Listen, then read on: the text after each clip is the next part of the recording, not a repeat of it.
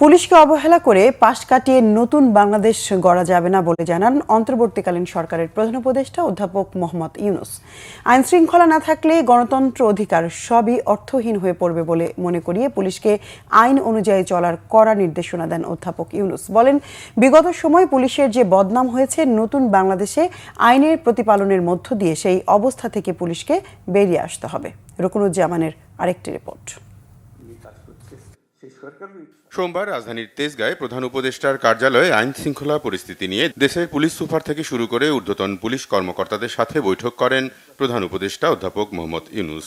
বৈঠকে আইন শৃঙ্খলা পরিস্থিতি নিয়ে মাঠ পর্যায়ের পুলিশ কর্মকর্তাদের বক্তব্য শুনেন প্রধান উপদেষ্টা। নারী, সংখ্যালঘু থেকে সংশ্লিষ্ট সব ইস্যুতে উঠে আসে প্রধান উপদেষ্টার দিক নির্দেশনা। গণতন্ত্র কি, অধিকার কি, মানুষ নাগরিকদের কি, কিছুই থাকে না। কাজে এটাই ছিল মূল জিনিস, যে আমরা পুলিশকে অবহেলা করে কিংবা পাশ কাটিয়ে গিয়ে দেশ করতে পারবো না। তারাই সম্মুখ সারির মানুষ।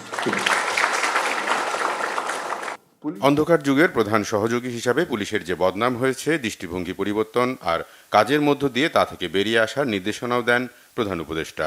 পুলিশ বাহিনীরও মুশকিল হলো, ওই অন্ধকার যুগের তারা অ্যাক্টিভ পার্টিসিপেন্ট ছিল, নিজের ইচ্ছায় না, সরকারি কাজ করতে হয়, কাজে কাজ করেছে, আমরা কাজ করছি, আমাদের হুকুম পেয়েছে, করেছে, করতে করতে আমরা ওরকম চিন্তাতে পড়ে গেছি। কাজে নতুন বাংলাদেশ সৃষ্টি করার জন্য তোমাদেরকে ওই চিন্তার থেকে বেরিয়ে আসতে হবে, যে না, আমরা নতুন বাংলাদেশ সৃষ্টি করব। আমাদেরকে অনেক দোষ দেয়, আমরা দেখিয়ে দেব মানুষ খারাপ না, আমরা খারাপ মানুষের পাল্লায় পড়েছিলাম, আমরা সে খারাপ মানুষ থেকে বের হয়ে এসেছি, আমরা ভালো মানুষ, আমরা দেখো কি করতে পারি।